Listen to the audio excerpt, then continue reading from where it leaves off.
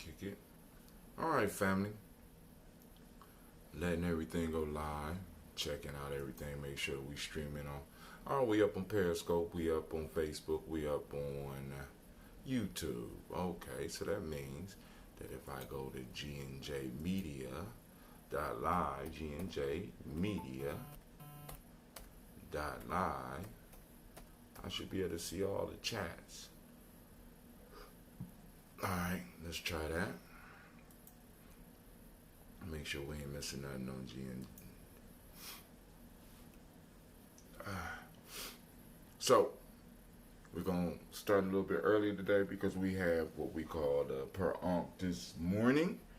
And I want to make sure that I am in the place to be, even though I wasn't planning to, because I still got to finish up on that newsletter.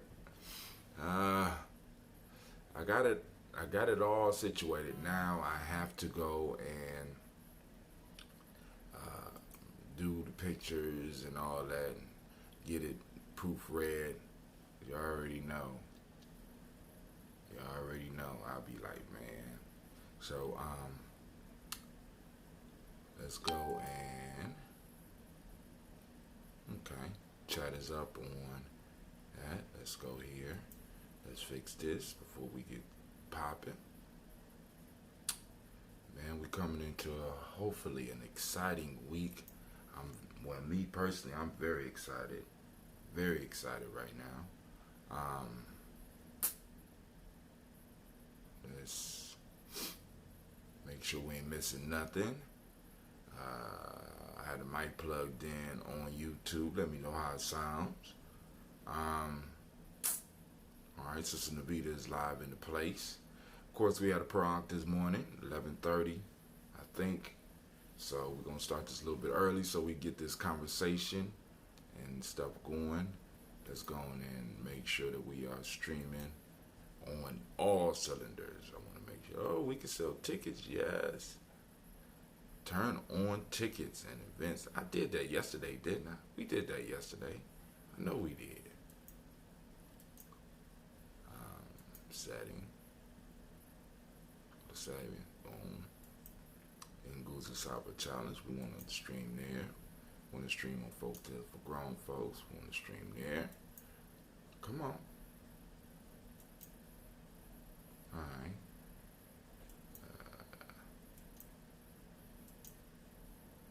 Save.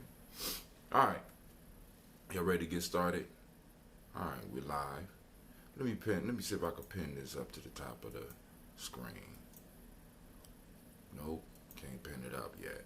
I missed my opportunity. I should have pinned it up when I first had the chance. Alright, so we are up. We are live. Now I got a fly in my ear. Shit never stops, do it? Alright, you always got some type of issue. Alright, so let's go ahead. Let's get started, as Gina would say. First off, family, I want to welcome you to the Congregation of the Mighty, the home of the stubborn minority.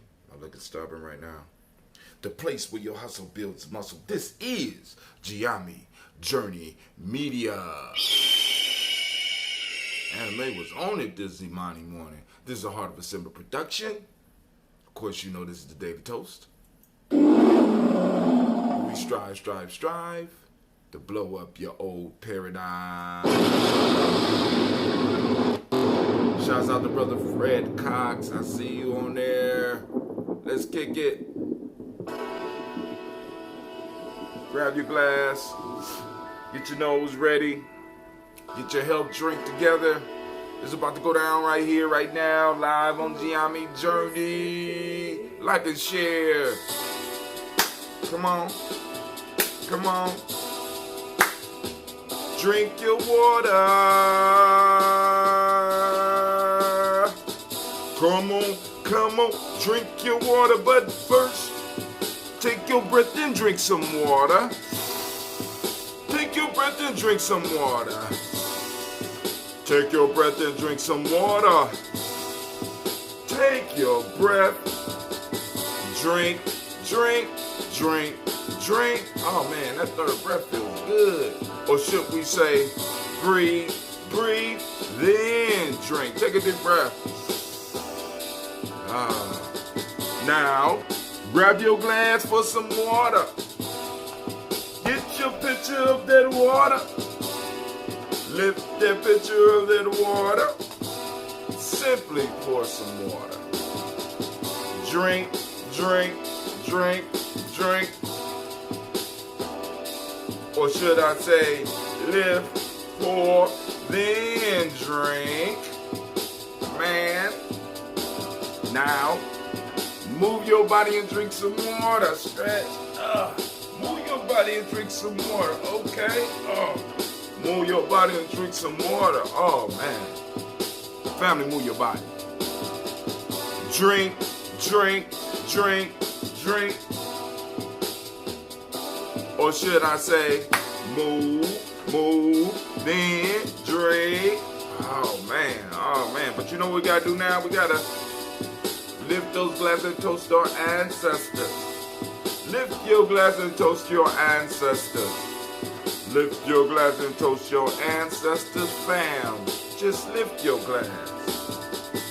Drink, drink, drink, drink.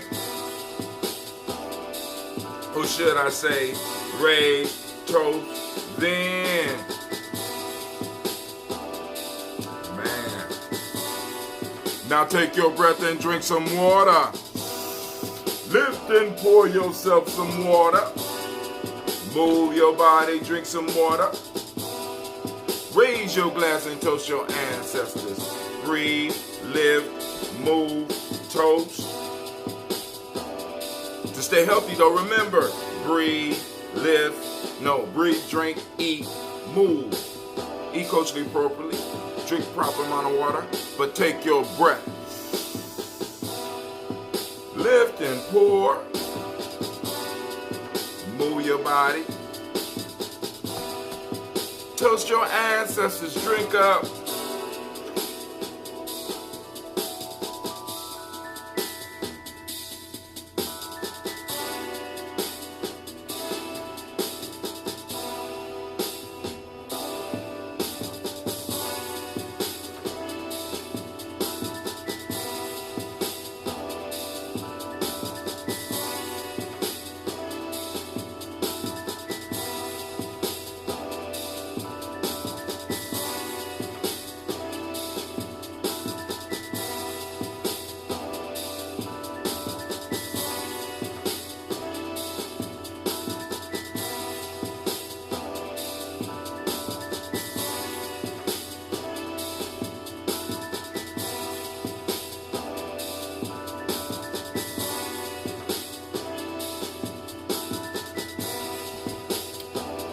Drink your water. Take your breath. Lift and pour. Move your body. Toast your ancestors. Drink your water, family. Great, great, great, great Imani to each and every last one of y'all. We had 2 shows yesterday. You know, yesterday we did a movie. I felt, like I said, since I was going to be sitting in front of the computer, I sat down and I did the newsletter, and I started to think about the movie. Well, actually, I was driving. I said, what movie do I want to show? And it's a Cab Calloway movie that I love called Heidi-O. And there's also one, I can't remember the brother's name, but he did a movie called Reet, Teet, and Petite. Both of them musicians. One of them played, I found out about the one that did Reet, Teet, and Petite through a song he did with Louis Armstrong called I'll Be Glad When You Dead, You Rascal You, right? Be dead. It's called I'll Be Glad When You Dead, right? The entertaining song. He played the saxophone. I can't think of the brother's name, but he was very popular. He did a song called There's Nobody Here But Us Chickens. I mean, all types of just little comical little songs. But he also had a movie. The movie was pretty good. So I was sitting up there, boom, boom, boom. So I was going, and I said, well, cool. I downloaded Reet, Teet, and Petite. I thought I downloaded it. So I was looking for it on my phone. Couldn't find it. So I went back to the site that has public domain movies.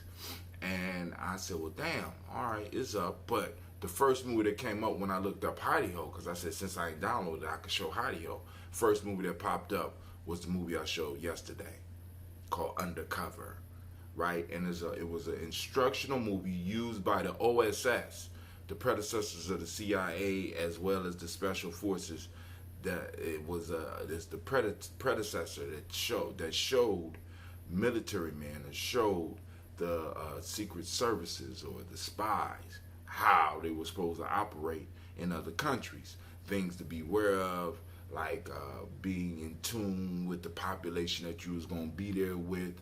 You know what I'm saying? And they got down into the research on, in the best they could back in World War II on what you should be doing as an undercover agent in another country. And I couldn't help but to wonder how much of this stuff is being used to infiltrate or to, in the past, to infiltrate our organizations. And you look at a lot of this stuff, you be like, damn, some of this shit is still being used, right? You know what I'm saying? Because, but if you didn't see the movie, that's your choice. But it's up right now. You can see it. I didn't stream it through Spreaker because it's a movie. You know what I'm saying? So when I'm doing the movies, I don't usually do Spreaker. But you can check it out on our Gye-Nyame Journey site. You can check it out on our YouTube channel as well. But like I said, family, and you could have gained points to be in the contest to win the shirts. Because right now, the only one that look like they're going to win is the chat bots. You know what I'm saying? You get points for donating. You get points for participating in the chat. All that happens. But you can't do it on Facebook. You have to be on the YouTube channel, right? You have to be on YouTube or on the live stream on GNJmedia.live. I'm still working on the sound. So Navita say that the sound has been kind of choppy. I don't know. But like I said, it is what it is. We get down how we get down, right? So what we going to do is, of course, we're going to pour these libations. I got the lines open at 614-556-4535. Like I said, call in after libations. We're going to chop it up because I got a little bit of time before I have to be up out of here. But I wanted to make sure that we had our time. So then also when I get back, I get right to work on finishing up this newsletter. I got a couple of images to pop up into it, and then upload it, and then format it, and then get somebody or possibly proofread it, and then we straight. I have it out. I was planning to have it out by the 5th, but I'm still waiting for some articles. I didn't get all the articles that I needed. Shame. That's cool. I'll deal with those issues at a later date. But let's just say the women of Gye-Nyame always come through. The women of Gye-Nyame. Let's give the women of Gye-Nyame a round of applause. They, Need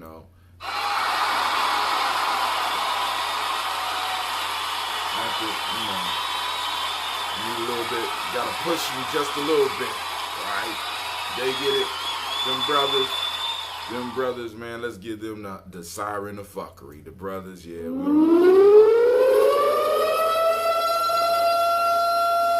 brothers get the siren of fuckery. You lazy bastards. Yes, you motherfuckers. Yep. You get the shame, brothers. Shame. You know what I'm saying? But hey, it is what it is. We all in jest, but let's go do this toast, and then we're going into the conversation. And the conversation going in the direction that y'all wanted to go in. We got a couple of articles up that we could continue discussing on. Got some folk tales and proverbs that we also could look at. It's all your choices, all in what direction you want the conversation to go in. So get your mind together while we're doing this toast. So if it's some important stuff that you want to get off, if there's something that you want to announce, if it's somebody you want to tell happy birthday to, if it's an ancestor that you want to add to the list, you know what I'm saying? If it's a memory that you want to go, if there's a lesson that you want to go over, if it's a question about Gye-Nyame that you have, this is your time, right?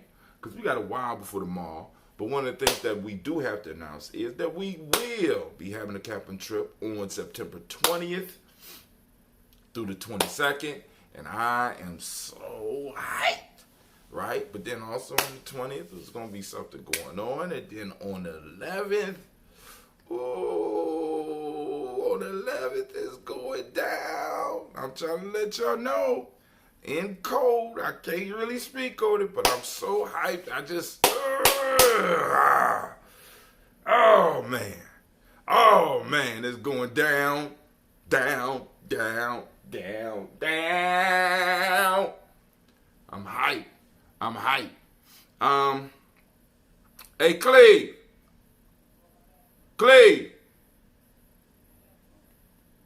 But yeah, so, it's real life here at Gye-Nyame Journey. Yeah.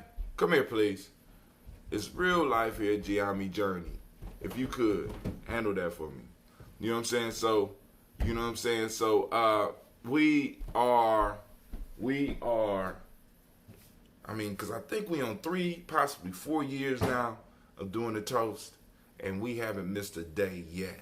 So we give ourselves a round of applause.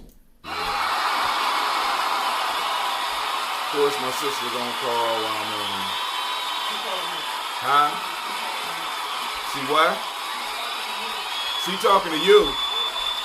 So why she call me?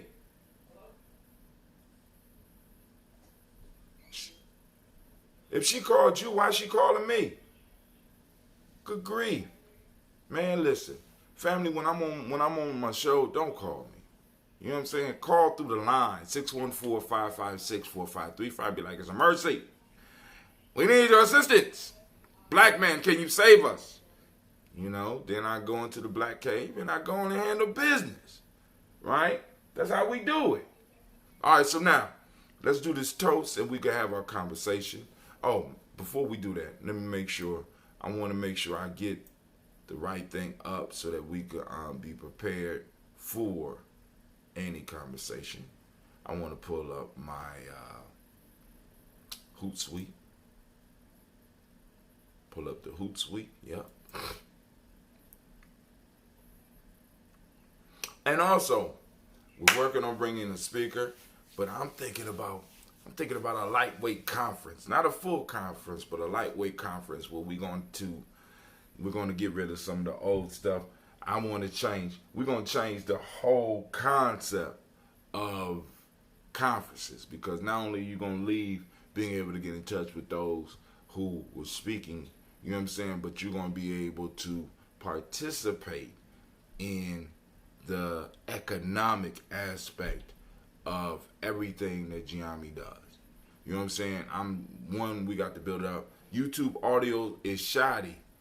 Hold on. She just keeps, Navita, why you just so, all right, let me see. Let me go. We're going to go on and we're going to see what's going on with the YouTube thing. Hold on, y'all. We're going to see if it's shoddy or not. She said, YouTube, the economic aspect of everything that Gye-Nyame does. You know what I'm saying? That is shoddy. YouTube audio is shoddy. Hold on. Let's try this. Why you just so? All right, let me see. Let me go. So let's check 1 2. What's going on with the YouTube thing? Hold on, y'all. Check 1 2. If it's shoddy or not. She said YouTube, the economic aspect of everything that Gye-Nyame does. You know what I'm saying? That is shoddy. YouTube audio is shoddy. Hold on. Let's try this. Why you just so? All right, let me see. Let me go. So let's check 1 2. What's going on with the YouTube? Hold on, y'all. Check 1 2. Check 1 2. Check 1 2.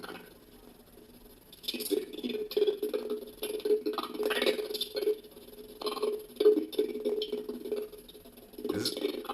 That is shoddy. YouTube audio is shoddy. All right, I'm pausing, trying to see if YouTube is still shoddy.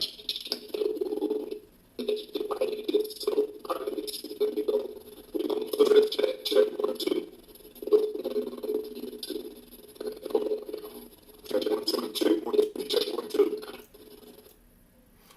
cool. I silenced it so I could go on and go back and check and see if it's still shoddy. Hold on.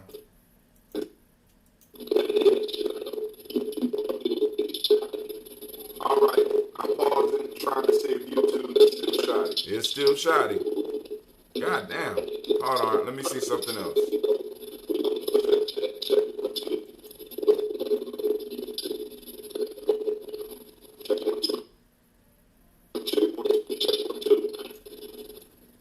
Alright, cool. I silenced it so I could go on and go back and check and see if it's still shoddy. Hold on. What the fuck going on with my sound? Alright, I'm pausing, trying to see if YouTube is still shoddy. It's still shoddy. It don't matter where I got the mic in or I'll put the mic in. Alright. Well, you know, I'm going to blame Navita for that. Navita, you broke the YouTube shit. It was working before you got on it. Now, you done got on it. You done fucked up YouTube for everybody in the world. I hope you're happy. Good God Almighty. Man, I don't know what's going on. YouTube that is messed up. All right, so now I have to go back in and figure that out, but we'll do that after we get done with the show today. You know, there's always something going on with Gye-Nyame Journey. But we'll fix it out. We'll figure it out. We'll work it out. All right, family. So first off, lifting up the glass, saluting the creator by whatever name you choose to call that creator. We lift up our glass and we salute the creator and we say, Ashe. From there, family, where do we go? Y'all know where we're going. We're going to that list of our illustrious ancestors. We're raising our glass to them and we say, Ashe. So we call on Miles Brown, Ms. Ann, Robert, and Alexander Davis, Hunter Brown, Senior, Rosalie, Tilly, George, William, Walter, Chris, Benny, Gustin, Eileen, Uncle Chris, Fiend, Cleveland, Geneva Brown, Margaret Ellis, Wash Ellis, Cecil Ellis, Elvira Brown, Gina Gaines, Hunter Brown II, Barbara Twiggs, Wash Ellis Jr., Katie Ellis, Nikki Ellis, Jamon Jones, Jeremiah Tappan, John Fallard, Montague Pimenel, No More Expat, Mara, Rob, Malika Fakour, Dr. Marianne Williams, Kojo Kamal, Elder Farmer, Ella Millie Dixon, Tony Clark, Pastor Yusef Weston, Elder Ajani, Elder Ron Coleman, Elder Robert Donaldson, Alfred Brofro, Hector Jr., Jay Edwards, Carlisle Harris, Grace Lundy, Inez Harris, William Bill Moss, Phyllis Rose, Sterling and Lucy Wright, Derek L. Pullian, the Luxor Brothers, Miss Edith Brooks Crawley, Miss Marie Nelson, Mr. Frederick Crawley Sr., Miss Jerry Brunson, Mr. Alonzo Johnson, Miss Marie McDowell, James Foster, Charles Jordan, Kel Smith, Walter Smith, Richard Trigg, Francis Johnson, Mary Franklin, Jimmy Williams, Daniel Ford, George Gibson, Nana Loretta Clark, Inez McCrae, Fritz Clark, Frankie Justice, Katie Justice, Derek Winderman, Virginia Rogers, Reverend James Smith, Lois Henderson, Calvin Spratling, Mary Elizabeth Walker, Ron Walker Sr., Sarah Jane Carter, Michael Ford Jr., Kellen D. Russell, Susie B. Smith, Teresa Clay, Melvin Del Hodge, Jr., Herman Copeland, Mildred Copeland, Jenny Clay, Bert Beatty, Sel Well, Levita Farmer, Agosto Sue, Shel Harvey, Aunt Charmaine, Aunt Evelyn, Theolis Hasbury, Harvey Hasbury Sr., Leonard Dickinson, T.C. Islam, Terrell Dunbar, Will Thomas, Sarah Berry, Mark Walsh, Merle B. Thornton, Pearl G. Thornton, Ida Johnson, Florence M. Carter, Joanne Thornton, Erica Tricia Lewis, Juanita Wright, Robert Wright, George Wright, Mary Eliza Frederick Davis, Mary Elizabeth Rogers, May Esther Keachler Reese, Linda Watson Hammonds, Jarrell Giles, Watson, Sparrow, Slimmy, Selvin Lewis, Andrew Holmes, Pearl Moore, Percy Moore Jr., Mitchell Owens, Booker T. Bowden, Charlie Hunt, Sammy Stover, Hilda Pearson, Sergeant Thornton, Richard Thornton, Lovina Hall, Freeman Bankster, Mary Moss, Sophia Peacock, Willie Thornton, Napoleon Kennedy, Mark Ramsey, Paul Ramsey, Matt Ramsey, David Ramsey, Charles E. Thornton, Frankie Quells, Urania Thornton, Bernice Quells, Ernestine Jackson, Frankie Johnson, Teresa Mormon, Leon Johnson, Charles Bell, Leon Johnson, Charles Bell, Vivian Ramsey, S.C. Johnson, Del Rita Johnson, Leon Johnson, Charles Bell, Leon Johnson, James W. West Sr., James Parham, Dana Jones, Henry World, James Farmer, Mary Chavez, Leon Grace, Bessie Johnson, Hadley Lester, Mary Moreland, Paul Moreland, Elder Caleb, Rosemary Martineau, Elder Amitep Wellman, Fred Douglas Triggs Sr., Thurman Triggs, Thomas and Lula Berry, Lacey Ellen Ohio, Frank Russell and Davis, Fred Douglas Triggs II, Vina Triggs, Reverend Eddie Moore, Helen Fuller, Eugene Jackson Sr., Richard Ellis, Silas Alexander, Charles Maxwell, Percy Alexander, Arthur Reynolds, Stanley Lockhart, Ricky Lockhart, William Lockhart, Woodrow Lockhart, Brenda Porter, Deacon Hargrove, Carla Sawyer, Andrew Parker, Doris Donald, Ellis Murphy, D'Amico Russell, Dylan Aries, Gina Ruth Jones, Jada Callahan, William Walter West, Nigella Paris, Elder Pasigi Falani, Jim Robinson, Gladys Johnson, Valerie Clark, John and Mary Sullivan, Dirk Johnson, Antonio Johnson, Delise Waters, DePretis Hines, Inez Bostic, Anna Bostic, Winfrey Scatterberry, Wilson Haley, Elma High, Phyllis Lee, Eugene Spratling, Kevin Spratling, Charles Wooden, Penny Brown, Roy Lee Printup Jr., William Johnson, Wilbur Longmire, Edith Catney, Jonas Carter, Michael Carter, Leon Pena Carter, Margaret Carter, William Carter, Lisa Jordan, Charles Lee Mosley, Dorothy R. Blair, Ransom Evans Sr., Sam Evans Sr., Neyland Blair Sr., Edward Stevens, Sue Ann Stevens, Joe Davis, Timothy Butler, Gene Holmes, Dana Jones, Peter Charles, Christy Nichols, Cardinal Robinson, Rosemary Charles, Ada Pearl, Bob Ingalls, Jack Wallace, Warren M. Finch, Ward P. Finch, Tim Ingalls, Archie Finch, William Billingsley Jr., Jennifer Sensabaugh, Hazel Gatson, Jerry Bradley, Brian Watson Jr., Kaniko Parsons, Jason Kathy Bradford, Thomas Bradley, also known as Uncle Buki, also known as Gypsy, Reverend Roosevelt Word I, Stacey Tribe, Frank Smith, Mother Bertha, Michael Leonard, David Brown, Ruth Carter, June Cox, Ruth Cox, Paula Cox, Ronald Irvin, Judy Hubbard, Irene Johnson, Francis Booth Jefferson, Dan Wilkinson Sr., Emma McClendon, Jerry Doyle, Amina Robinson, Mary Nichols, Patricia Williams, Shabaka Teray, Greg G2 Gibson,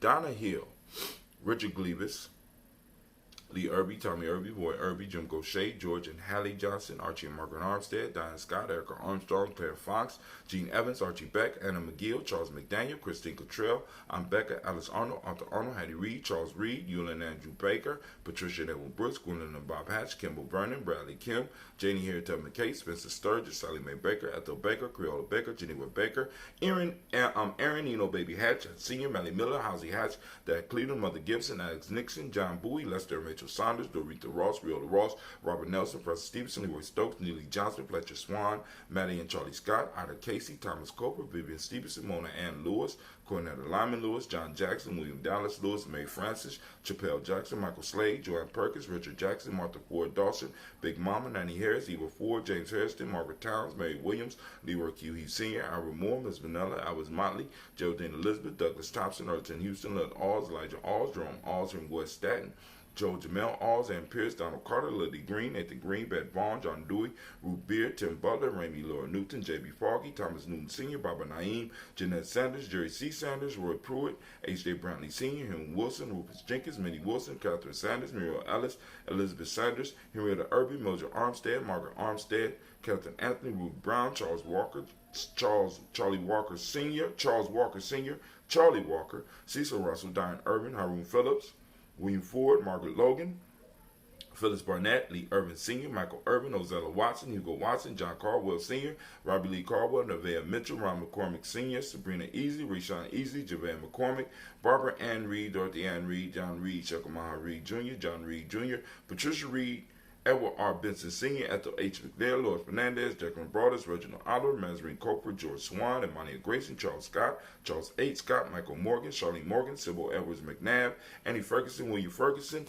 Shelby McClendon. We have Joella Giles, James Carswell, Liberta Adams, also known as Aunt Sis, Elder Shaka McNair, Anthony Brown, Jonathan Ford, Lottie Gaucher, Cousin Tony, Michael Johnson, James Jimmy Johnson, Barbara Shane Lewis, Ronald Sheldon Jr., Damian Top, Westina Banks, Joseph Bingham, Quincy, Mama, Aunt Lady, Abraham Isaac Cundiff, Aunt Barbara Lewis, Renee Johnson, Joy, Ryan Ross Riggins, Jermonte, Marcus Price, Des Words, Marshawn McCarroll, Demetrius Beard, Herb Jefferson, Ralph Mickens, Eric Walker, Quasi Sample, Candace Simmons, Severin Clayton, Leonard Jones, Sade Garner, Melvin Scott Sr., Elder Clarence Lumpkin, Elizabeth Johnson, Frank Smith, Stacey Trice, Denise Correa, Nathaniel Hassan Turner, Khaled is in transition, Nigel Turner, Demetrius Lewis Flint, Alberta Woods, Geneva Simmons, Daniel Tilley, Angeline Gant, Sharifa, Oscar Kane, Audrey Gripper, Dominique Nichols, Ruth Elaine Johnson, Teresa Sambu, Aunt Maxine, Uncle James, Henry Margaret III, Tamara Dowdy, Nicole Harris, Julia Taylor, Richard Bozeman II, Ruth Carter, John Carter, Mr. Dorton, Joanna,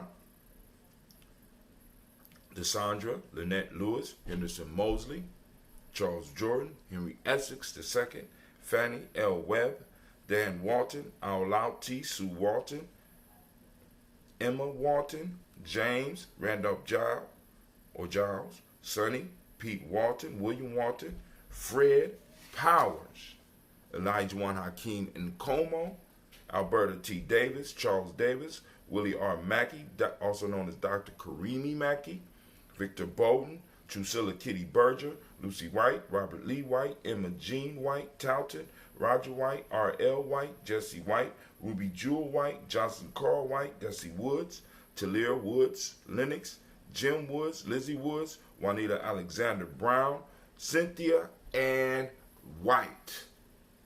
Wait, hold on. Did I say that White? No, Cynthia Ann Wright. Woo!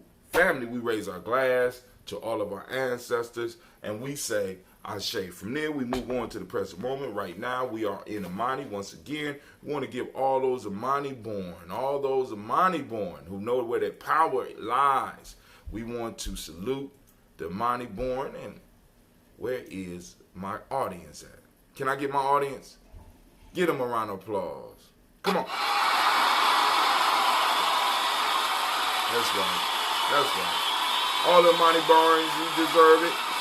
So, for those that don't know, today is the day of Imani. Powerful day. All the days are powerful, but this one is Imani, right? Imani, we want to turn on our reticular formations, and we want to seek it out in all the places that we go today, right? We want to find this principle of the day. Imani, right? For those that don't know or don't speak the language, Imani means faith. The meiotic principle of the day is harmony. The M7 of the day is trust. The color is red, as you can see by the shirt. Gender is the Hermetic law. Male name for the day is Kwesi. Female name is Akusa. Cleve, who just came downstairs and handled some business for me, as well as washed the glass out for me today, is a Kwesi, right? So we want to send shots, and we want to raise up, the salutes to all those, but most importantly, we want to ground ourselves in the moment, because the moment is really all that we have. And in this moment, we have to keep our pact with our ancestors, as well as keep our promise to our future generations. Pact with our ancestors, never forget their wisdom, never stop growing, right? Never stop adding to that wisdom, right? Not just get stuck or become dogmatic with the wisdom, but be able to move forward and to advance the wisdom for what we need today. Then also being wise enough to use that wisdom and that power that the ancestors are sending us to clear any obstacles that may stand in the way of our children erecting their own monuments, their own pyramids to greatness. So we raise our glass for this moment, and we say, Ashe. Thank you, Sasha Much. You just come down and you own it already. I can dig it. Let me have that $1. Huh? Is that $1? Yeah. Let me have that $1. No? Okay. I'm just checking. All right. So, all right. So next, we move from there to our children, our children's children onto affinity, and we toast them. We raise up the glass to them, whether they stingy with their money or not. We still raise our glass to them. Even though they got $1 and they won't give it to, It's our $1. It's who's our? The kids. Oh, okay. All right, cool. Okay. All right, y'all gonna hoard y'all riches, but I guess I'm supposed to pass my riches down to you. Yeah. Oh, it works like that. Okay. I'm not even old enough yet. You still can give me that $1. But we gonna toast them anyway. Even though they can be stingy and they can be mean, we gonna raise our glass to the future generations. And we say, Ashe, the children and the future generation.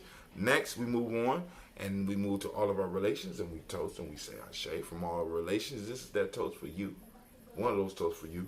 What is it that you need in this moment right now to move towards your greatness, fam? Come on now, what is it? Come on, talk to me, holler at me. What is it? Come on, let it out. The ancestors are here, creators here. They're always here. But now we become conscious of them in this moment. So boom, what is that we need to move towards a higher state of being? We raise our glass, we say Ashe. Last but not least, family, I want to toast the most magnificent, the most beautiful, the most powerful, the wisest individual in the room right now. You know who that is? That's you. I toast you. Raise that glass, we say Ashe, Ashe, Ashe. Family, I wish you peace, power, joy in 100 years. And now, if you have some conversation, it can commence.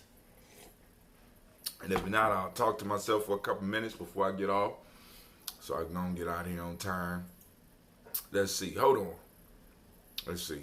And I'm going to work on the sound for YouTube. I don't understand that. I have to really, now I got to really do some research, because that's... This call is being recorded. All right, we got a call in. Brother Shaka calling in. What's up, Brother Shaka? What's up, man? I'm chilling. What else can I do but chill, you know? Well, I'm working actually, you know. Constantly nation building, doing the things that I'm supposed to be doing. That's what goes down here at Gye-Nyame Journey. That's how we handle it here at Gye-Nyame Journey. Constantly building, getting my mind right, you know? What's going on with you, brother? Yeah. Man, let me tell you something. I had an awesome day yesterday. I told myself to get up and go out to this thing called the Cleveland Fresh Fest, right? And it takes place at a how do you call it? The co-op, a green space co-op.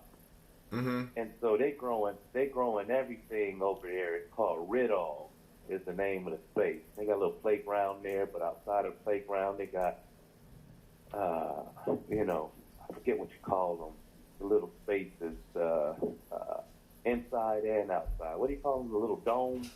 Domes out there where there's growing trees and greens and whatnot.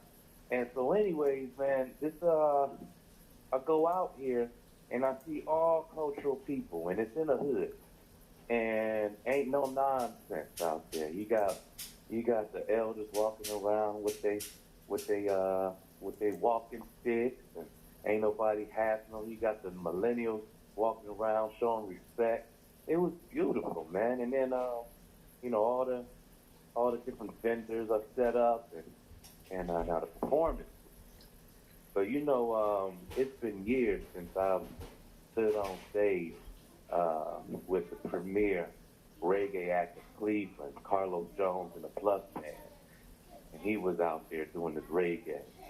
And he called me on stage, and we rocked together for the first time in, I'd say, almost like 10 years. And shortly after our performance, guess who gets up and does a whole DJ set that had the whole crowd lit? Was Biz Markie. Uh-oh. Yeah, and Biz Markie was in the house. I was front stage the entire time, dancing like I couldn't stop dancing from the beginning to the end. He just kept dropping hit after hit from the 80s on up. Now he did a little Biz Markie hip hop workshop where he played a little bit of where the sample came from, and then showed you how to, how they came to certain beats. It was unreal, man. I mean, my kids got to see a hip hop legend in the flesh and dance and all of that, man. We did a lot of good networking. Diamond has her Tribe Up campaign, so she was out there networking with all of the vendors and the young folks who she, and yeah, man. So it's just, and then today the Browns about to win. So who? All in all. The who? You say what? No, I'm saying who. You say the who? The Browns about to win what? Browns. They about to win what? Okay, see, here you go. I don't know. I'm just saying what they about to win. I mean, they still got a team? You say what? They still got a team? Man, what? Yeah, okay, yeah, you got to. Okay. Yeah, I'm just checking, man. I'm new at this type of stuff. Yeah, I understand. I thought they sold the Browns. Man, let me tell you something. Don't get offended. I'm just asking a question, man. Come on now. I'm not all into sports like that. I'm Me just neither. talking it in the air, Hatim, because I don't be talking smack. Me neither. You know what? I don't even know. So, somebody told me what time it was for the Browns today, and this is the big one. I'm putting. It's the Super Bowl today? Is that what it is? I'm just asking. I don't know. I think so, Hatim. I think so. The Super Bowl can't be today, man. Super Bowl ain't till February, man. Man, listen to what I'm saying. Okay. All I'm saying, Hatim. I'm listening. All I said is that the Browns gonna win. That's all I said. Did they play already? And they gonna win. How you know they gonna win? Have they been winning before? I'm just asking questions, man. I got to be a reporter, man. I got, the people want to know. The people want to know. I'm just saying. Well, listen, if you want all the stats on some sports, talk to us. I'm telling you from a vibration, man. I don't talk facts. When I call something in the air, though, it happens. So I'm just saying, if you want to put your bottom dollar on a face-based pimp, aside from all the stats and all of that, because I don't know none of that. I just know they playing today, and the vibration in the air is win. Sometimes, hello? No, somebody else just came on. I think you done pissed somebody off talking that Brown stuff, man. I'm just saying. I don't know. Who we got on the line? Who else on the line? I don't even follow the NFL. I don't get down with none of those things. But y'all go ahead and I'll interject with something. I don't even fuck with the NFL like that. Navita, thank you for messing up YouTube for the rest of the world. I've been getting some thank you letters from people that's like, you just fucked it up. It was cool till you got on it. Mess it up. I've been trying to listen all week, and it's been like, hey. People are saying, I'm just saying, just like I was saying about the Browns, people were saying that the internet, the YouTube was perfect until you got on. Ain't nobody said that but your ass. Come on, man. I'm just the messenger. Don't kill the messenger. I'm just saying, Yo, check this out, though, real quick before we go, because I know we got put on this morning. But do you have Amazon Prime? Hell yeah, do I got Amazon Prime? Yeah. Okay, go to the documentary section. They got some really good documentaries on there. I need to talk with you. Wait, stop. I want to talk to you about that in person. Because because it's like some opportunities here that I want to talk with her about, far as what we're doing, because this goes into that Gye-Nyame piece right here. So we're about to break this down real quick. So time out. Let's back up, man. Did you ever get to look at what I sent you? No, you ain't sent me shit, man. Listen, I got 3 phones and I got all this shit. I ain't getting nothing, Shaka. You know what? I'm gonna tell you what. That's like that Brown shit you talking. I got off my phone, and I tried to text you the same picture, same video, and it said non-deliverable. Oh. So I don't know if you. That's that goddamn Apple. That's that Apple shit. No, that's that Obama phone you got. Look, man, dog, listen. I got an LGE. I got the latest LGE, and I got a Pixel. What is you talking about? I'm up to date on the phone. You know what? That has happened to me before, too, with Hot Tim. Oh, shit. We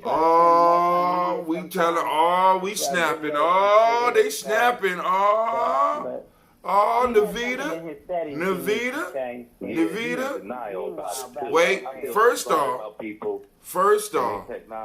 I won't even go in on iOS. It's not even worth it. And second, Navita, listen, they was using, Navita just mad because the cell phone she using, she found it on sale because it was sitting around in storage after the last Black Panther party got raided. That's how old Joe goddamn phone is.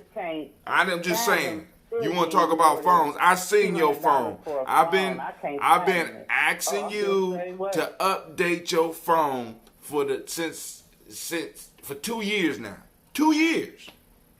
I'm just saying. Look, I bought my grandson a new phone, so I can't do it. He got that damn iPhone. Right. He got the latest iPhone. You got the latest iPhone, and you still got a flip phone. Get out of here. Get out of here talking. And then Shaka, you know what? Your phone's so goddamn old. They don't even consider that an Apple no more. You got all the left. They can't even update your shit no more. I seen your phone. You know what I'm saying? Come on, man. You gonna talk about a phone, but look, I wanted to talk to you real quick on this documentary I watched about eugenics. Oh shit. And Go they ahead. had a piece in there about W.E.B. Du Bois. Uh-oh. And I don't know if this is true or not. I'm going to have to do the research on it. But they're saying that he was with the eugenics things, and that's why he came up with that talented test thing, because he felt within the black community that we needed to practice the same thing. Have you ever heard that? I heard whispers. I heard it, but I haven't read it. Like you, when I hear stuff like that, I feel that I have to do my due diligence to either do the research or to find somebody that is an expert on W.E.B. Du Bois and ask that question. You know what? I was just given an article to read about Du Bois. And I'm only halfway through it, man. But the gist of it is how, like, where he lives in the Bronx right now is, you know, his house got torn down, and it's like a lot where people bring their cars during the street sweep. You know, there's no kind of monument or nothing to say that the boy lived here. Within a 2-mile radius during the time that he lived in that place, within 2 miles lived a man named Madison Grant. And Madison Grant was diabolic. The black folk. They even had a pygmy man showcase in the zoo where people would, like, you know, just poke them and all kinds of stuff. This dude that they had at the zoo eventually shot himself. Killed himself. Yeah, I remember that. Mm-hmm. And so while this dude is trying to make black folks extinct, he is he helps out the buffalo population. And so when I guess this one particular breed of buffalo was on the endangered species list, Man. He took some from the zoo and repopulated them. Hey man. She asked about W.E.B. Du Bois and some and eugenics. And let me say this too, as far as the eugenics piece, that kind of rang a bell with me in bringing it up to date. There were 60,000 people were sterilized. Yeah, that's true. Under the legal eugenics program. Yes. And most of these sterilizations were done in these state hospitals, which Donald Trump has tried to bring back the state hospital. Well, I mean, now, hold on. Hold on. Oh, you're talking about his boy now. Yeah, Donald Trump, you leave the Great Pumpkin alone. You are not allowed to mention the Great Pumpkin, God damn it. You know what I'm saying? First off, if you gonna say his name on here, you got to say it right. You got to say it with honor. You got to call him the Great Pumpkin. And Okay. You understand what I'm saying? Now I'm looking on Wikipedia, which is not a credible source, but we could look here where it says early proponents. The American eugenics movement was rooted in the biological determinist ideas of Sir Francis Galton, which originated in the 1880s. Galton studied the upper classes of Britain and arrived at the conclusion. So he must like inbreeding. But anyway, let me go on. Arrived at the conclusion that their social position were due to a superior genetic makeup. I guess he really didn't look closely enough, huh? Early proponents of eugenics believed that through selective breeding, the human species should direct its own evolution.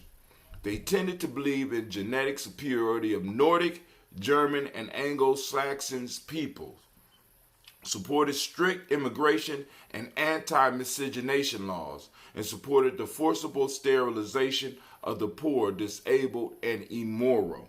Eugenics was also supported by African American intellectuals such as W.E.B. Du Bois, Thomas Wyatt Turner, and many academics at Tuskegee University, Howard University, and Hampton University. However, they believed the best blacks were as good as the best whites, and the talented tenth of all races should mix.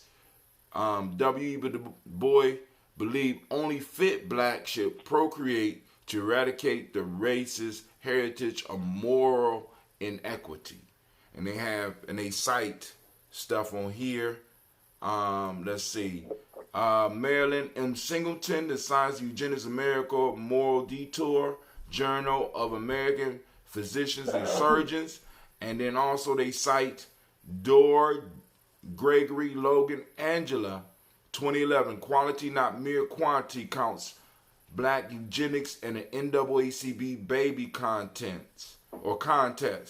Damn.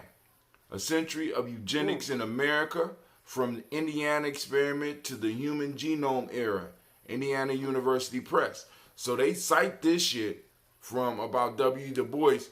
Got 2 citations if you wanted to do the research, if you so choose. But according to what you saw and what we're hearing right now, W. Du Bois was a eugenicist. You know what I'm saying? And I mean, now, but saying wow, see, because in many ways, you are a eugenicist. Shaka is a eugenicist. Well, y'all both got kids. And your son or your daughter brings home a total idiot. And you look at that motherfucker and you be like, I'll be damned if you will. I'm going to give you my opinion, but you grown, I can't stop you. You know what I'm saying? I don't think that motherfucker need to have children with you. And, you know, Shaka ain't had the opportunity to say that yet. I get that. You eugenicist. Yeah, goddamn eugenicist. Yeah, what was the difference? You goddamn eugenicist. Eugenicist will go as far to say, now I might say you can't I don't want you to procreate with my child, but somebody else or another person may find it cool. Somebody else may find that it has two. So, but I'm not going to say because I feel that way, you can't have children with anybody. And you got me on that one. That's a big difference. Finally, you done beat Brother Hot Tim. You have graduated grasshopper. You have found the flaw in my logic. And I hate you now, so you have to get off the phone. Go ahead, Shaq. You see what I'm saying? But I find that, you know, because with the W.E. Du Bois, I mean, I kind of expect that behavior from a certain group of people, but but you got to think of that he did it. There's so many people, and not just doctors in the healthcare profession, that play God. So when they see when they might see a 16-year-old mother of 3 and they got the opportunity, they gonna jab her with something that's gonna make her not have Well, they're kind of late in the jabbing. Shit, I'm just saying. I have been sterilized myself. You said what? I suspect I have been sterilized myself, to be honest. We ain't talking about listerment. We talk about... No, she's serious. No, I'm serious. She's serious. Some of my friends today suspected as well from a procedure I had done years ago, and I haven't been able to have children since. And I remember this physician... You did it on purpose? No, I didn't do it on purpose. Wow. You know, this Navita, procedure being new. Right. They hit you right. And they got me in there and convinced. I was young. I was only like 22, maybe. Mm-hmm. And they convinced me to do this procedure. What was the procedure, if you don't mind sharing? They don't even do it anymore. But it was some experimental shit? Huh? It was some experimental shit, is what you're saying. Yeah. What was this for? Well, don't tell us what the procedure is. I remember him distinctively with this look on his face that he made like a giggle, like type thing. But what was it supposed to do? What was it supposed to do? It was supposed to be a form of birth control. Oh, and you ain't had to take no pills or nothing? I have children again, ever. That's why I only have one son, as you know. Right. You know, I always was gonna ask you about that. You know what I'm saying? Because I always said I didn't want to have any more children until I got married. But before the procedure, they used to call me fertile murder. Okay, you look at me about having sex with me, and I was going to be pregnant. So I went and said, you know what? I was even taking birth control and had gotten pregnant. And then I had my son from the first time I had sex with his father. And then, I was like, you know what? I can't do this. And I went ahead and had the procedure done, and it was supposed to last, I think, 5 years. And I have had 2 boyfriends that I lived with over a period of 3 years, and we had unprotected sex over a period of 3 years after the procedure was supposed to be, complete, and I never got pregnant. Never haven't been pregnant since. Never used protection for those 3 years. Never had to take birth control pills or anything. And I but you never know got what? pregnant again. I hear you. Have you had to go? Have you gone check that out? That very last part, though, could have been as much them. Yeah, that's another. Because I was thinking that too, Shaka. You know what I'm saying? I was thinking that too, because you're not. It could, and then also have you going to, to go and check that out. But anyway, it's a lot of sisters out there that I have heard went through similar type procedures that is really unexplained. The only thing they say is a new form of birth. They do the experimental shit, and they always experiment on us first. You know what I'm saying? I was like the 3rd person in the state of Ohio to get this procedure done. Oh shit! I remember he told me you might have a class action. If you can remember that, you might have a class action lawsuit. You know what I'm saying? Yeah. Shit. That might be the money for us to go on and throw the big ass festival we've been talking about all this time. Not to capitalize on your suffering, but I'm just saying. Listen, this past week, Pharaoh's dentist called the police on me.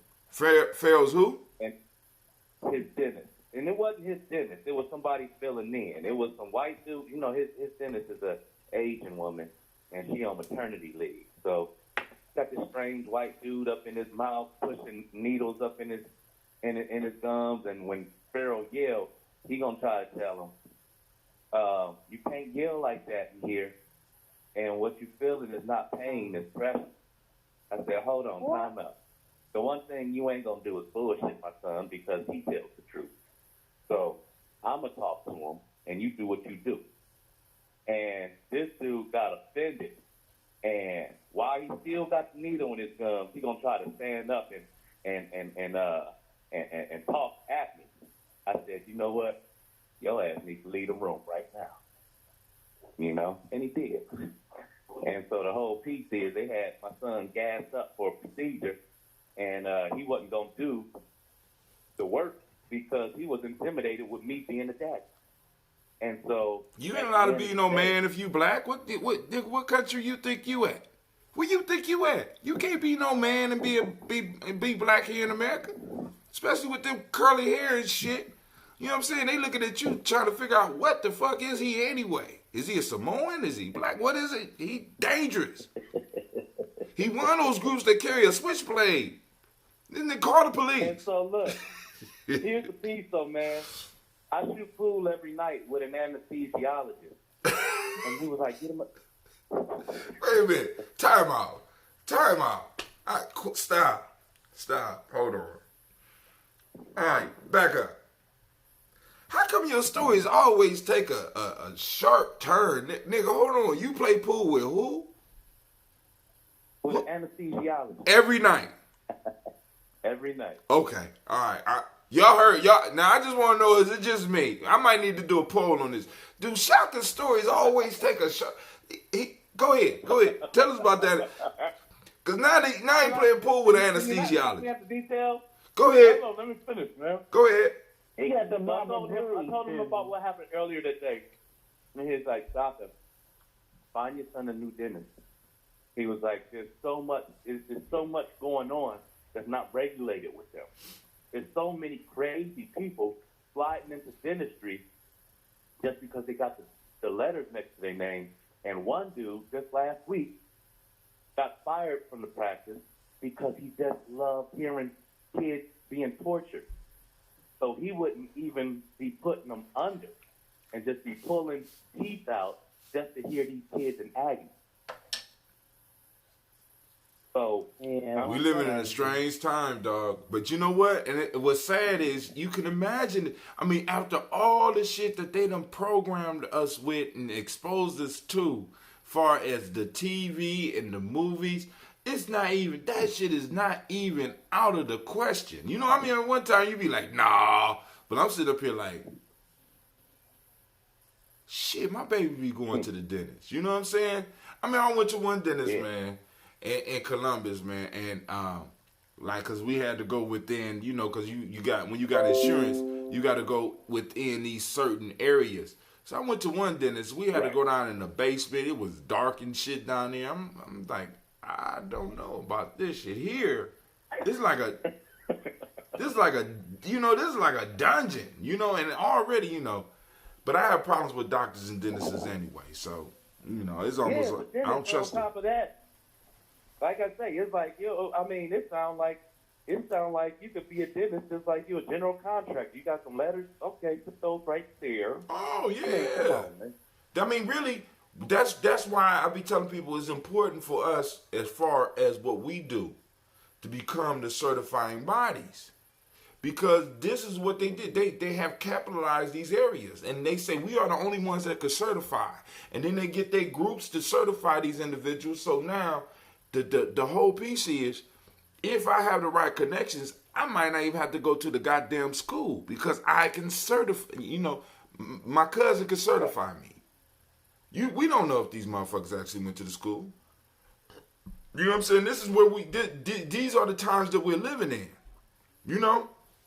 Like, shit, man, I don't trust none of these motherfuckers. For the most part, you just got to be careful because, you know, when you're dealing with people in medicine, you don't know the mindset behind the individual, whether they have the letters, quote unquote, legitimately or not. You don't know the mindset behind the individuals that are administering medicine that's supposed to be on your behalf. Yeah. And, you know, it makes me look at how, you know, in the medical field, like, you know, Dr. Neely Fuller talks about that being a part of, you know, racism and white supremacy and how it affects in the medical field. It's one of the areas of activity. That's some serious shit.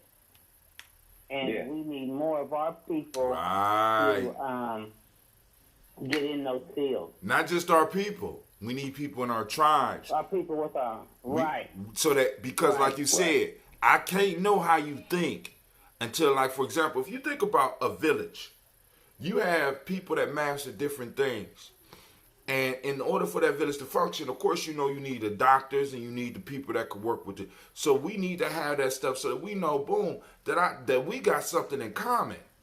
You know what I'm saying? I'm not taking my child, you know, I right now I'm forced to take my children to somebody totally outside my circle for certain procedures and certain things. What we're trying to build is that I won't have to take my grandkids to that. Oh, do you need a who? Oh, shit. Boom. We know such and such over here. And here's the thing too, Hatem. We raised him. They went through our system. Go ahead. When you look at private practice, right? And you look at, like, all right, let's say you got Black Man MD right here, right? Well, it becomes critical for that individual to have a clientele that he's able to prescribe to and repeat procedures with, because that's how he gets paid. So if you go to do a well check, well, he ain't really getting paid off for the well check for real. So every time you come to his office and you leave without a prescription or procedure done, that dude is hurt. You know what I mean? And at the end of the day, what it comes down to is you got MDs working like mechanics. Mm-hmm. Like, yeah, you came here to get some brake work done, but shit, the rotors and all this is stripped. I can't put this back on and put you back on the road. That's illegal. So I gotta hit you with X, Y, and Z. You know what I mean? Notice when I was doing your brakes that the fuzzy dice up there really wasn't shaking the way that they were supposed to, so I replaced those. Did you say the fuzzy dice? That was a good one. Yeah. But so that's something I want. Watching that eugenics piece today kind of threw me back with the W.E. Du Bois. It should actually kind of threw me Actually, it shouldn't have. You know why? Navita? Why? It shouldn't have, because if you look at what he said, some of the stuff, I mean, and he was a great scholar, no doubt, but you got to look at some of the shit that he said about Marcus Garvey. You know what I'm saying? What? Oh, Navita, stop. See, this is what I'm saying. We supposed to know this type of shit. I mean, I never really studied. Oh, that nigga hated. Listen, that motherfucker had beef with Booker T. Washington as well as Marcus Garvey, because you got to understand that W.E. Du Bois came at a certain time where he was supposed to be the next. You know what I'm saying? He was supposed to. Wait, hold up a second. Go ahead. I thought that Marcus Garvey came over here in hope to link up with Du Bois. No. Hell no. He came over here to hook up with Booker T. Washington. When he got here, Booker T.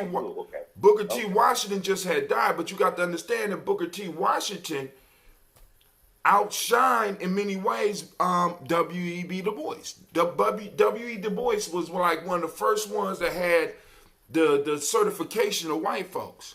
We got to understand this. He had all of the credentials to supposedly move our people to the next level, and this ex-slave who started a fucking college is outshining him, out raising money, outdoing everything.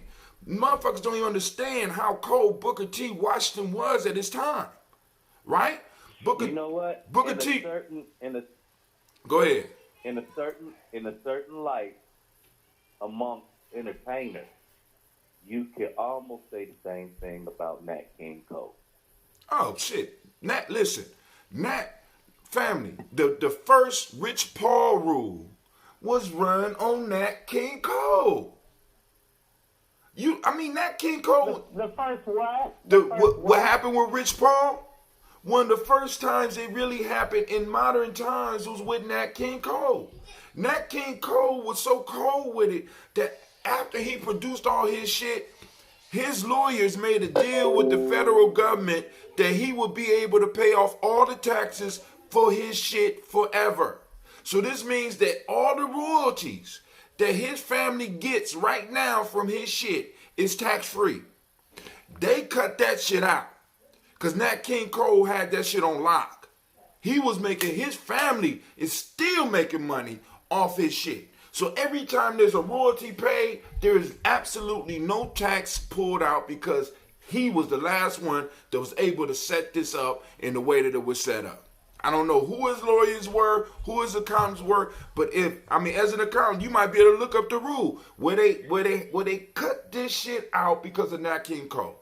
We have had motherfuckers in our culture that we have forced amnesia of.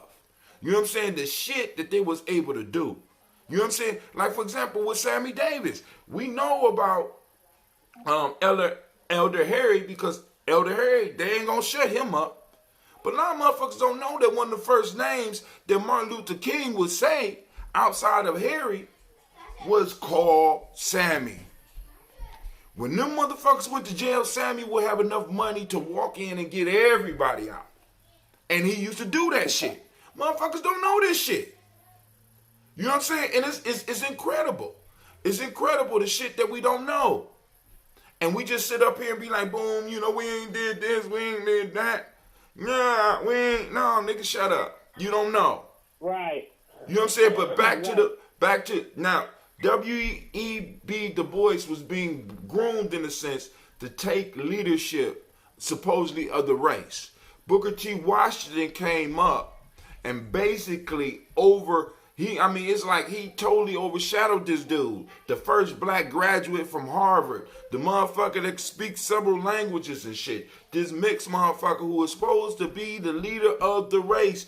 And Booker T. Washington outshined this motherfucker. So they had constant beef. So when Booker T was known worldwide. And I remember them reading about that in high school, that they had some kind of beef, but that was so long ago. Yeah, you was in high school a long time ago. Okay, you know, I'm just saying. It was a long time. They were still wearing afros when you graduated. A couple people still had Jerry curls. Just be honest about it. Navita, embrace your age and love it. But back to the story. I did it. I was getting out right around the time you was. Didn't you have your hair cut like Salt and Pepper? She did. No. Yes, she did. Yeah, no, that was before Salt and Pepper. So, you know. No, I had Salt and Pepper. I was with the Salt and Pepper. That's my age. You know, no. You graduated before Salt and Pepper was hot, because I was in college when Salt and Pepper was hot. You a lie. You wasn't in no college. Oh, Navita, you graduated before me. Navita, you graduated before me. You graduated between 85 and 86. So, come on now. That was before Salt and Pepper. 87? Who? Did you graduate? I graduated in 87. You graduated in 86. Possibly 85. 1 year. Now, but that year makes a big difference because you can't remember that Salt and Pepper wasn't hot until the 90s. I was 20, 21, 22, something like that. So what, you saying you graduated at 21, 22? You got held back? Hey, you know what's so funny though? You know what's so funny when you look at the time? When you look at the time, back in the day, black folk only had like 3-4 albums that dropped every year, right? So by the time y'all graduated, like Thriller and Purple Rain was still hot. No, they was going out. You talking about one like no? Yes, they was. Because listen, I distinctively remember Thriller and Purple Rain. Listen. Let me just say this: Thriller didn't go out until Bad came in. No. Purple Rain. No. Come on, man. Listen here, you little young sapling. Shut up. No. You gotta understand. You little young sapling. Hold on. Listen. Back in the day, Michael Jackson could take a 5, 6, 7 year hiatus.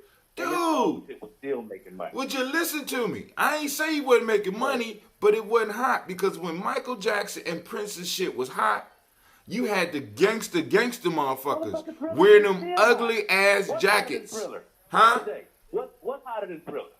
Today? No, but he's just saying it was not just by an individual, but what they could quote unquote was considering hot by the populace, I would say. Okay. And they shit was already going out. He wasn't charting. Oh, no, I wasn't charting, nigga. I never charted. I always did shit when we went to the club what was hot. Thriller was hot for a time. I agree with you. But you knew Thriller, Michael Jackson would come in, especially with that Thriller shit, because Michael Jackson even out yet. And Prince. True.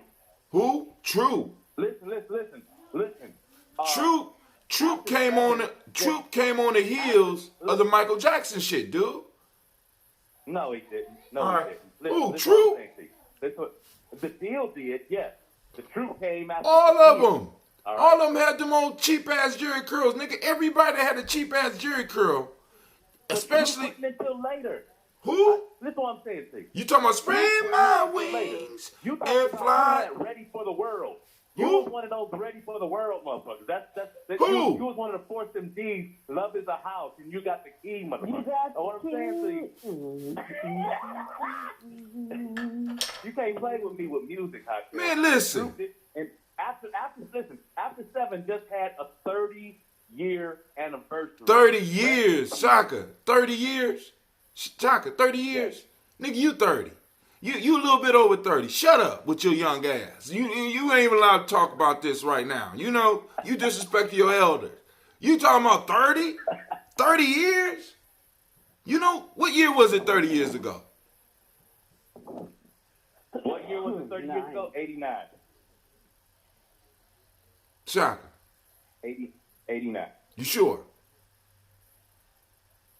30 years ago? Yeah. You sure? Am I doing something wrong? I'm just asking. I'm just making sure you. So Shaka, what was you doing in 1989? What was I doing in 1989? Yeah. Man, let me tell you something. No, don't tell me, son. Just tell me what you was doing. What was you doing in 1989 with your young ass? What was you doing in 1989? I was doing talent shows. I did Always and Forever and middle school, all right? Wait, hold on. You was in middle school. Hold on. I was in the club, nigga. I'm trying to tell you what was popping off. Listen with your young ass. You was still singing shit that we had already stopped dancing to, nigga. At one point in time, you would put Thriller on. And everybody would stop. Motherfuckers would break dance and do the moves and shit. But then they never played that shit after a certain time. It was still hot in in middle school. Yeah. For you. You know what? Honestly, you know what's hot in middle school? In '89 was New Kids on the Block. I was fussed. What? Okay, I was fussed. I'm just saying. On the West Side, that's what they love. That's what they love. Was New Kids on the Block. Now here's the piece that I got to say about that, because New Edition was the precursor to all of that. A lot of people don't know, but Dick Scott and Maurice Starr, when they put New Edition together, they were trying to recreate the Jackson 5. The same as what they did with Menudo and New Kids on the Block. It was the same team behind all three. And all they wanted to do was recreate. Wouldn't you want to create the Jackson? I'm surprised that right now you ain't got 5 different women pregnant trying to recreate. I'm so disappointed in you because you have the skill to go and recreate Jackson 5. I'm surprised you ain't trying to recreate the Jackson 5. Nigga, what's wrong with you? You could teach them how to sing. You could have the organ there. You could have one named Tito that sneak in and play your organ, and you could threaten to beat the hell out of him unless he could play that shit good. You got all the makers to be Joe Jackson, and you so disappointing. And then you want to sit up here and argue with me about some goddamn what was going. Nigga, he was in middle school. Can I be right? He was in middle school. You graduated when food stamps was still paper. You goddamn Thank you. They went electronic when you came. Nigga, you not even real. You might be a computer. You might be a computer-generated person right now. I don't even know if you're real because you ain't never touched a real food stamp. Y'all got ADHD on your stomach. How we go from trying to talk about eugenics, now we got... Because he be starting shit. I can't stand y'all. Man, wait, hold on. Y'all right now, I'm going to tell you something else that's dope, too. Like, for example... Our people and memory. Did y'all know that James Brown had his own motherfucking food stamp? No, listen. James Brown, for his restaurants, for the people that could not necessarily afford the food, created his own food stamp. This is how much money some of our people was making. I want you to think about how much... Time out, though. Time out. Go ahead. Time out. Don't divert from the subject because y'all killing me, Smalls. Hey. Your old ass. Your old ass Smalls, huh? Right? Okay, go ahead. Get back on the point. I was going to connect James Brown. I was going to connect James Brown back to W.E. Du Bois and Marcus Garvey. I'm not going to do it now because you just hurt my bit. You hurt my feelings. You called me Smalls, right? You called me. I'm not going to do it. I was going to connect it. Shaka take us all the way out there and keep us out there. I will connect this shit. That's what I do. Oh, see, no. See, that's I what need you to say. get back. You the reason why mine don't be connecting because, see, look. Oh, now you're going to blame me. Domino effect every time, baby. every time I can stay on track. I'm a little thorough. I'm a little long-winded. But when I bring it all the way back around, you're going to be like, oh, that's what that had to do. But you ain't got the patience. That's why it don't happen on the Gye-Nyame journey. And I know I'm one of them people. I'll be like, look, goddammit. Get to the point. You have to say all that to get to that. You already know I'm like that. I'll be like, she hang up. Yeah. She'll hang up. I even do my But sometimes son you like gotta that. wait Like, for come greatness, baby. on. You gotta wait for greatness.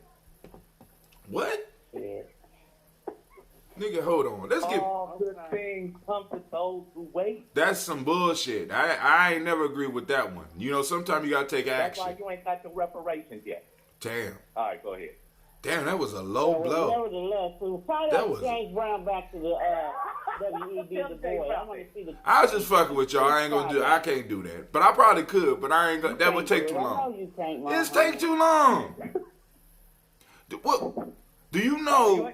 Do you know? You talk about royalty. Do you talk about know? royalty. There was a streamline right there. That was I gave you an out. For what? James Brown. Man. With royalty. Listen, stop. I could tell y'all the story about James Brown's first concert being at a UNIA assembly hall to raise funds for the Marcus Garvey movement. But I won't even give y'all that history because y'all don't know about that.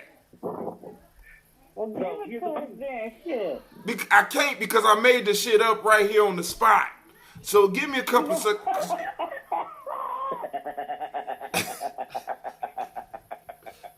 No, but really, when it comes down to it, because like I said, one of the issues that we have been having in our community is like a disconnection, and it's almost as if somebody is messing with our memory, right? Because then we think we got to start all the way over, because it's like boom, like for example, everybody should know that W.E. Du Bois kind of fucked us over.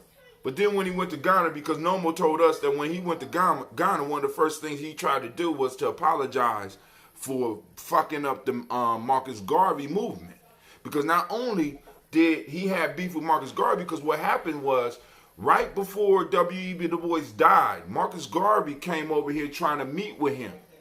When in him trying to meet with him, Booker T. Washington died. When Booker T. Washington died, Marcus Garvey then, I think, went to New York and started his piece because he wanted to kind of combine what he was doing with what W.E.B. Du Bois was doing. No, with what Booker T. Washington was doing.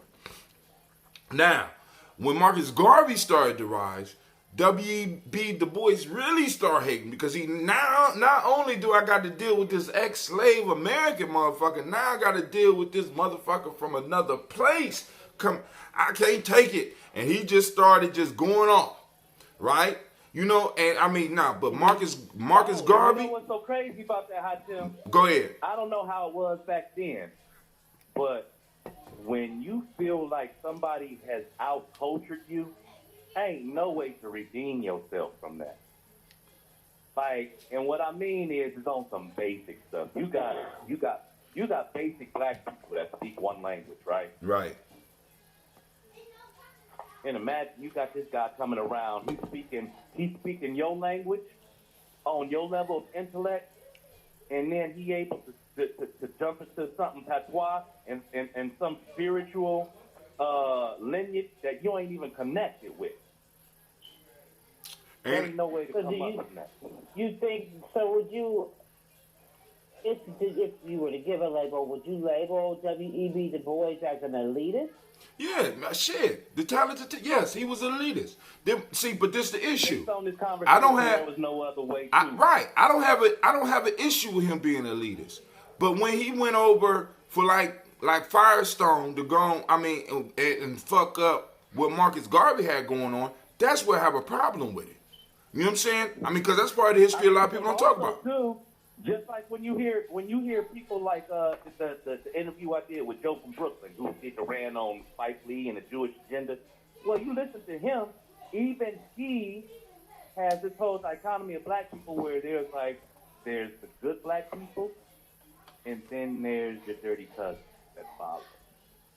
He's talking about white flight. Every time Every time we good white people leave, the good black people follow, and then sooner or later, their dirty cousins come around and mess up the whole thing. So the whole piece is like, even back then, how did you determine who the good black people was? And who the Now, but hold on. Like a W.E.B. Du Hold Bois on. would look at a Chesterfield or a Greenbrier situation and possibly take the notion that, you know, we need to sterilize these men. Well, now, because of the connection that you just established, that might be a possibility, but also what we have to understand also during that time when all that was going on, what W.E. Du Bois and Booker T. Washington both agreed on was limiting any type of immigration to this motherfucker, because what was happening was black folks we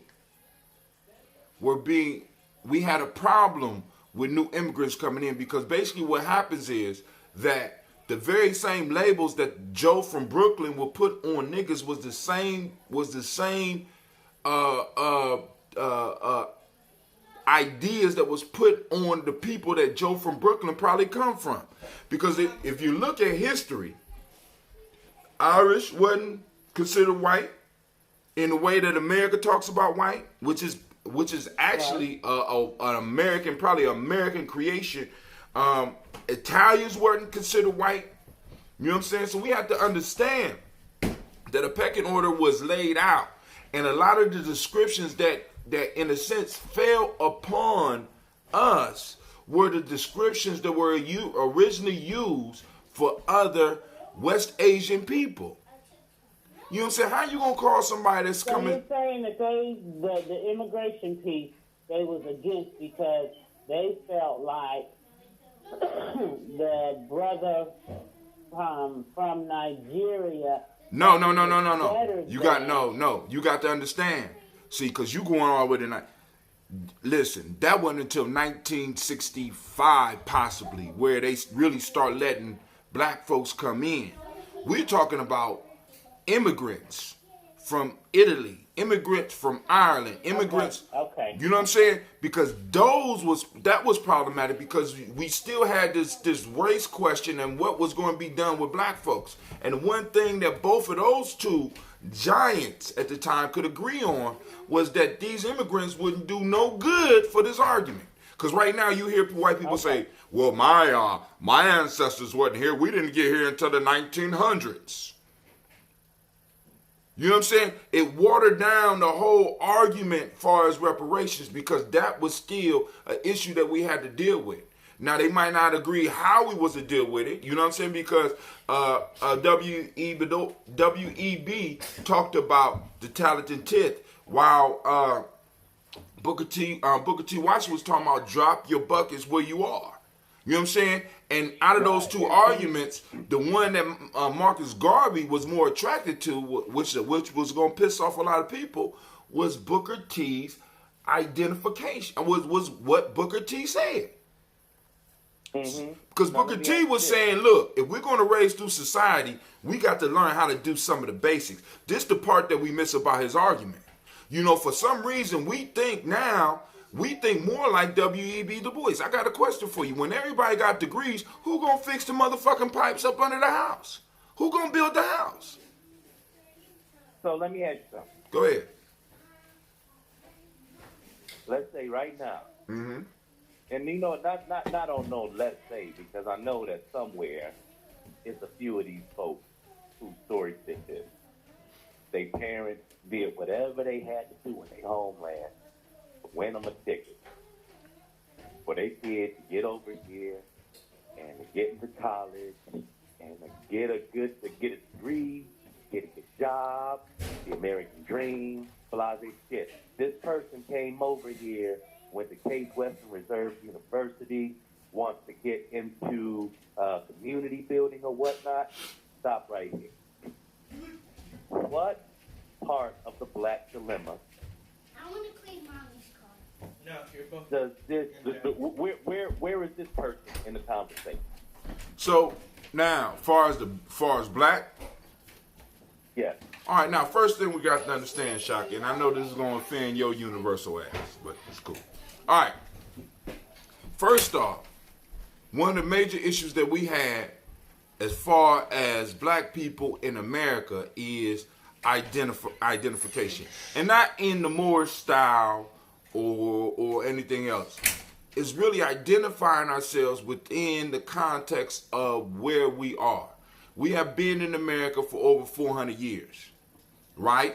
So now, we have not identified ourselves as the tribe that we are. Whether we are halfway there, where one parent is from one country, but another part of our family, we could trace the roots back 300 years here.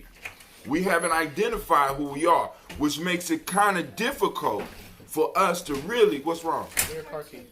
Why you need my car key? You about to clean your car. I'm about to go. Oh.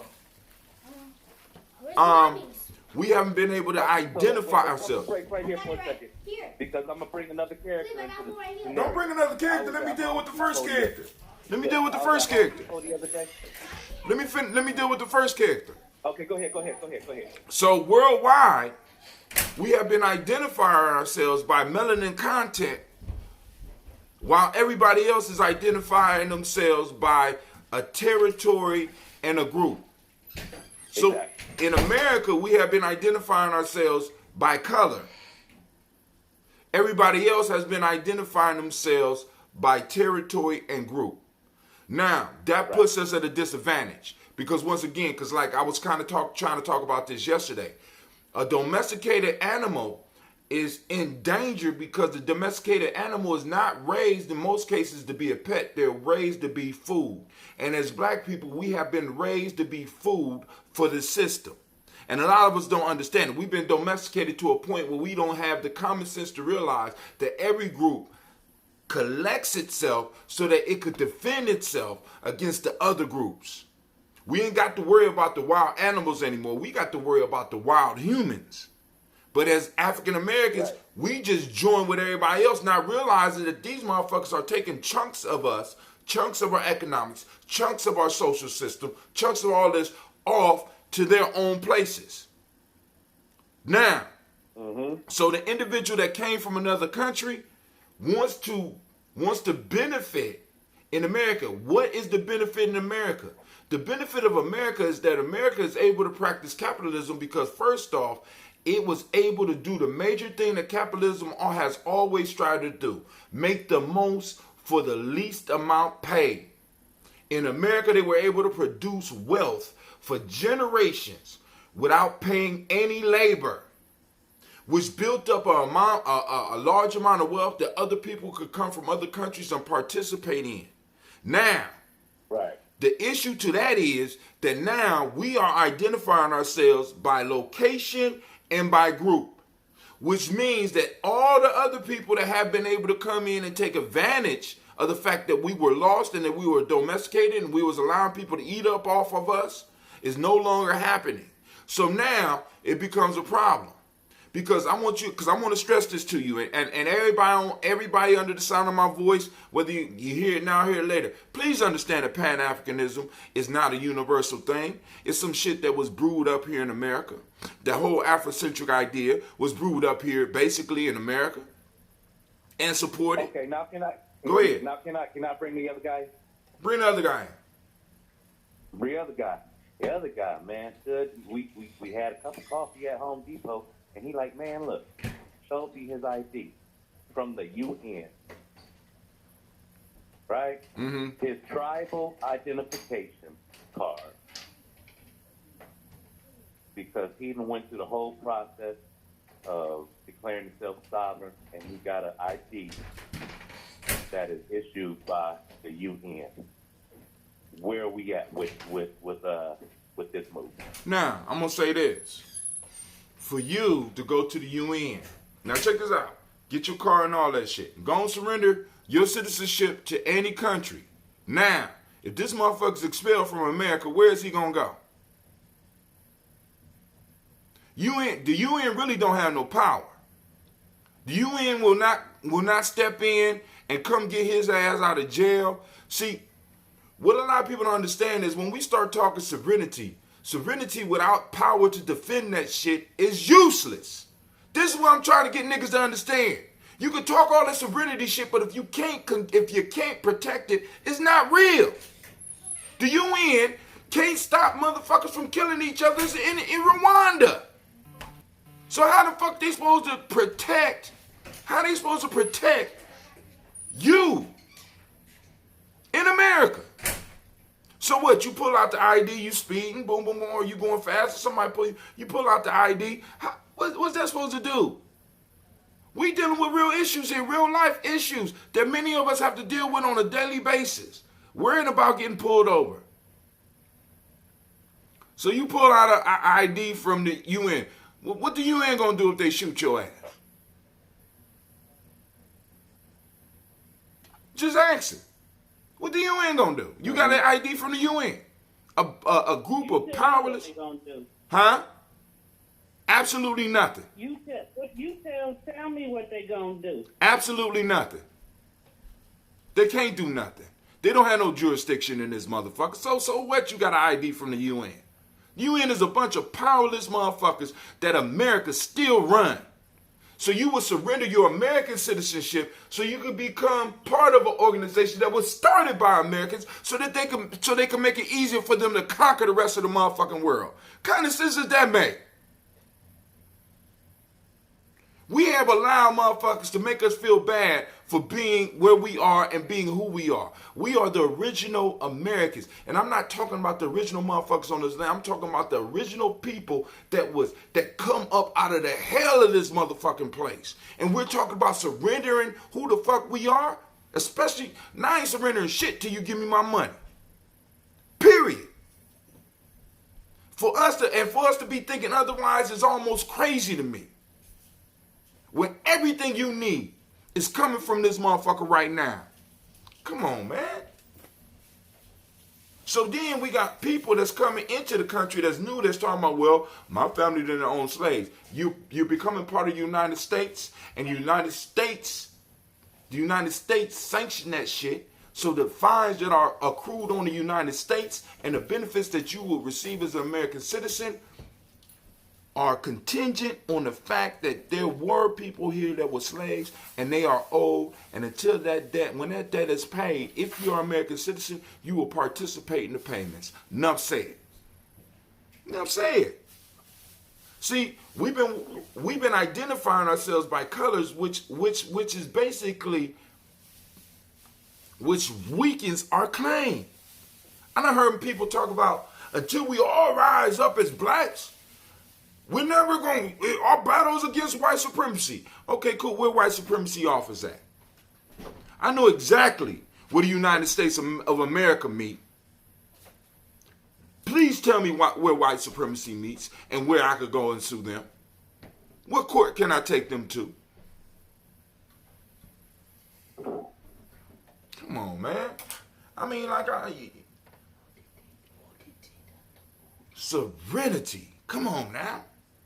That means you sovereign over. Hey, so I shot you that article about white supremacy and WEB, boy.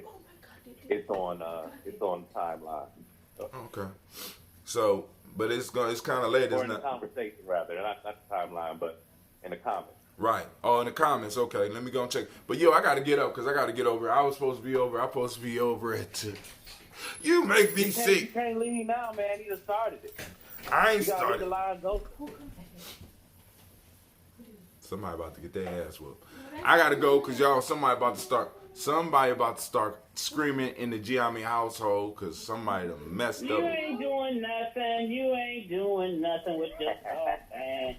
Ooh, and well, I'm gonna quote you. Listen here, you flea-bitten varmint. Don't be talking shit to me. You talk because you got lips. All those are Navita-isms and shit. Don't go back to the Jerry curl, man. You're gonna look just like Ike Turner. But I'm on my way over to the Per Ankh. But yo, family, All right, well, I'll see you later. I'll be at Per Ankh. I gotta get this food together real quick. I'll see you. Okay, cool. I'm glad you bringing enough. So I'm telling them you bringing the food because I ain't got shit to bring. Peace. I'm out. But yo, for those that want to join us at Per Ankh will be happening over at APTS. I think it's 1409 East Livingston Avenue. From 11:30. That's now. God damn it. 11:30 until like 1 or something. I done fucked up. So I'm about to get in the car and get up out of here. Family, I wish you peace. Oh, let me show y'all my new experiment before I get up.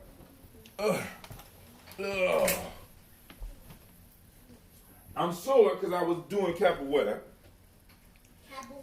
Yeah, one of my brothers came in and we're trying to recruit for the after school program. And none of the people and nobody was there to demonstrate with him, so I had to go with him. So we did three different things, and I'm sore as hell. But now, because I got people in the circle who be buying ambrosia and the bottles be blowing up, I'm going to start using cork tops so that it will blow out before it blows up. Alright? So we're going to start using the cork. You know what I'm saying? Those that still want the plain top, I can do that for you. But for a lot of y'all, because y'all be letting it sit, I'm going to start using cork.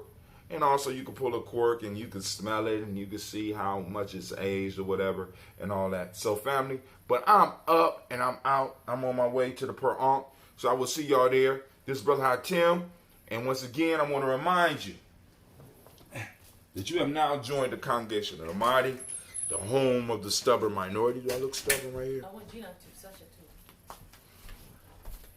The place where your hustle build muscle. I want to thank you for tuning in to Gye-Nyame Journey Media. Where you at, Anime? You was doing so good.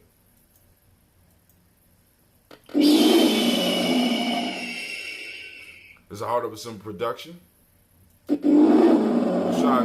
to blow up your old paradigms. So I'm out.